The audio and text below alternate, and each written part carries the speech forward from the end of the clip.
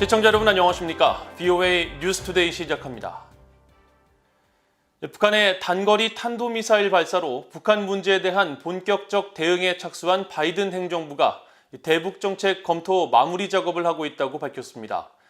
국무부는 북한의 미사일 발사를 거듭 규탄했습니다. 첫 소식 함지하 기자가 보도합니다. 미국 백악관의 젠 사키 대변인은 26일 정례 언론 브리핑에서 대북 정책 검토 완료 예상 시기를 묻는 질문을 받았습니다. 북한의 탄도미사일 발사 이후 조 바이든 대통령이 북한이 긴장을 고조시키기로 결정한다면 상응한 대응을 할 것이라고 밝힌 상황에서 백악관은 대북 정책 검토가 마무리 단계에 있음을 재확인했습니다. 그러면서 다음 주 미한일 국가안보 보좌관들의 회의는 이번 대북 정책 검토 작업의 매우 중요한 부분이라고 강조했습니다. We are in the final stages of our intensive multi-stakeholder North Korea policy review. And we're, of course, discussing our review with national security advisors of South Korea and Japan at our trilateral dialogue coming up next week. 앞서 백악관은 다음 주말 미국과 한국, 일본의 국가안보 보좌관들이 참석하는 회의를 예고했는데 바이든 행정부의 대북 정책 검토는 물론 북한의 탄도미사일 발사에 대한 대응도 논의될 것으로 예상됩니다. 국무부는 북한의 탄도미사일 발사를 거듭 비판했습니다. 잘리나 포터 국무부 수석 부대변인은 이날 전화 브리핑에서 북한의 미사일 발사에 책임을 묻기 위해 미국이 고려하는 중대한 조치가 무엇이냐는 VOA의 질문에 직접적인 답변 대신 북한의 불안정한 탄도미사일 발사를 규탄한다는 입장을 밝혔습니다. The United States condemns the DPRK's destabilizing ballistic missile launches. And these launches clearly violate multiple UN Security Council resolutions and threaten the region as well as the broader community. North Korea's unlawful nuclear and ballistic missile programs constitute serious threats to international peace and security, and they also undermine global non-proliferation regime.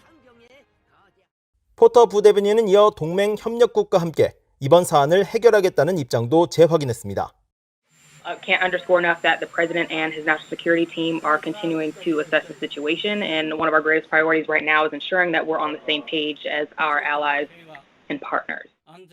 북한의 단거리 탄도미사일에 대한 바이든 행정부의 대응은 전임인 트럼프 행정부 때의 무대응과는 큰 차이를 보이고 있습니다.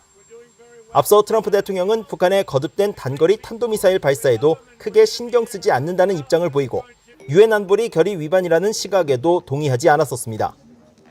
이와는 달리 바이든 대통령은 25일 기자회견에서 북한의 미사일 발사가 유엔 안보리 결의 위반이란 점을 분명히 한 데 이어 국무부도 대변인을 통해 북한의 탄도미사일 발사를 규탄한다는 입장을 연이어 내놓고 있습니다.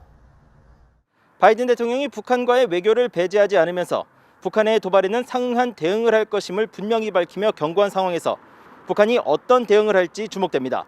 VOA 뉴스 함지하입니다. 미국의 의원들은 북한의 미사일 발사와 관련해 비생산적인 도발 행위로 규정하면서 강력히 비난했습니다. 하원 외교위원장은 도발로는 북한이 양보를 얻어내지 못할 것이라고 지적했습니다. 이조은 기자가 보도합니다. 그레고리 믹스 미국 하원 외교위원장은 25일 성명을 통해 북한의 탄도미사일 발사 실험은 유엔 결의 위반일 뿐만 아니라 인도태평양 지역 동맹국과 파트너들의 안보를 위협하는 것이라며 강력히 비난했습니다. 그러면서 북한의 도발은 양보를 이끌지 못할 것이며 평화도 가져오지 못할 것이라고 지적했습니다. 믹스 위원장은 이어 중국이 북한에 대한 지원을 중단하고 이런 종류의 무책임한 행동을 저지하기 위해 미국과 다른 나라들과 협력하기를 간곡히 부탁한다고 밝혔습니다. 마이클 맥카울 하원 외교위 공화당 간사와 마이크 로저스 하원 군사위 공화당 간사는 공동 성명을 통해 무기 실험을 통한 북한의 군사적 도발 재개 결정은 놀랍지 않다면서 여전히 실망스럽다고 밝혔습니다. 그러면서 김정은 정권이 공격성으로 복귀한 건 그들을 세계에서 더욱 멀어지게 할 뿐이며 북한 주민들의 밝은 미래를 확보할 수 있는 역사적 기회의 마지막 조각을 파괴할 것이라고 말했습니다. 두 의원은 이어 미국은 북한의 핵 공격에 위협받지 않을 것이라면서 우리는 동맹국인 한국, 일본과 발맞춰 적절하게 대응할 태세를 유지할 것이라고 밝혔습니다. 또 한국과 일본에 대한 확장 억지 공약을 유지하고 북한의 비핵화를 위해 계속 노력할 것이라고 덧붙였습니다. 민주당의 앤디 김 하원 의원은 북한의 최근 잇따른 미사일 발사는 비생산적이고 도발적이라고 비판했습니다. 김 의원은 26일 VOA에 같이 밝히고 그러나 그것들이 긴장 완화와 안정화, 궁극적으로는 평화라는 실제 목표에서 우리의 주의를 산만하게 해선 안 된다면서 이런 목표는 영내와 전 세계에 걸친 동맹국들과 긴밀히 협력하고 한반도 평화 문제를 마땅히 시급하게 다뤄야만 실현 가능할 것이라고 밝혔습니다. 앞서 북한 대외 관영 매체인 조선중앙통신과 노동당 기관지 노동신문은 새로 개발된 신형 전술유도탄 2기를 25일 시험 발사했다고 확인했습니다. 북한의 탄도미사일 발사는 바이든 행정부 출범 이후 처음입니다. 북한의 탄도미사일 발사에 대해 미국 의회 의원들의 비판이 이어지고 있는 가운데 믹스 하원 외교위원장은 특히 북한 문제와 관련해 나아갈 길로 모든 당사국의 외교적 관여를 강조했습니다.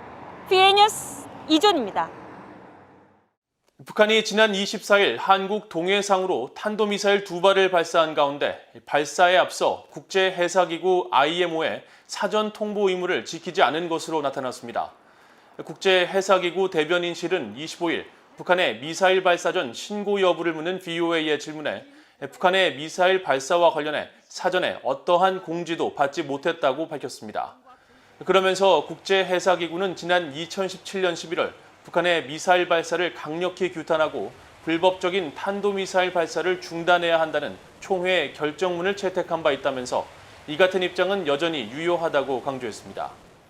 해상 안전 관련 국제 규범을 제정하는 유엔 산하 전문기구 국제해사기구는 미사일 실험 등으로 미사일이나 잔해가 바다로 떨어질 경우 항해 선박에 위협을 가할 수 있기 때문에 회원국들에게 사전 신고를 강력히 요청하고 있으며 북한은 지난 1986년 가입한 회원국이지만 미사일 발사 전 사전 신고 의무를 지키지 않고 있습니다. 미한 연합군사훈련은 전략적, 외교적 효과를 고려해야 하며 여러 제반 요소들을 균형 있게 살펴 실시해야 한다고 제임스 맥콘빌 미국 육군 참모총장이 밝혔습니다. 맥콘빌 총장은 25일 미국 민간 연구단체 브루킹스 연구소가 주최한 화상 대담에 참석해 미한 연합훈련이 과거처럼 대규모로 재개될 가능성이 있냐는 질문에 가장 중요한 것은 균형이라며 훈련의 전략적 효과가 무엇인지를 이해하는 것이 중요하다고 설명했습니다. 그러면서 전략적 효과에 맞춰 훈련 방법이나 장소, 비용 등 제반 요소를 균형 있게 고려해야 한다면서 미한 연합군사훈련의 경우 로버트 에이브럼스 주한미군 사령관이 전략적, 외교적 효과를 고려해 신중하게 훈련 방법을 모색하고 있다고 강조했습니다. 미국과 한국은 지난 8일부터 18일까지 전반기 미한 연합지휘소 훈련을 실시했으며 매년 3월 말 실시했던 야외 기동훈련, 독수리 훈련이 2019년 폐지되면서 올해도 컴퓨터 기반 모의 훈련으로만 진행돼 일각에서 군사 준비 태세에 대한 우려의 목소리가 제기된 바 있습니다. 북한의 기대 수명은 72.5세로 한국의 평균 기대 수명보다 11년이나 낮은 것으로 나타났습니다.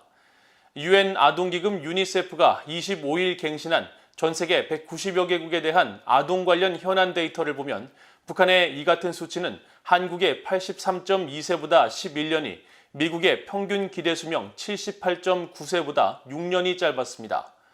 또 북한의 2020년 영유아 사망 건수는 1000명당 13.1명으로 한국의 1.5명, 미국의 3.7명에 비해 매우 높았습니다. 유니세프는 또 북한의 지난해 총 인구는 2,577만 9천 명으로 추산했으며 오는 2050년까지 2,656만 명으로 늘어날 것으로 예상했는데 이 가운데 65세 이상 인구 241만 명이 30년 후에는 2.5배 증가할 것으로 추정돼 연령대별 인구 증가세가 가장 가파른 것으로 집계됐습니다. 신종 코로나 바이러스 여파로 각종 미한 교류 프로그램이 중단되거나 온라인으로 전환하면서 탈북민들의 미국 방문이 사실상 중단됐습니다. 한국 내 탈북민 150명 이상이 혜택을 받아 미국을 방문했던 국무부의 국제 교류 프로그램은 지난해 3월 잠정 중단된 뒤 재개되지 않거나 온라인으로 진행 중인 것으로 알려졌습니다.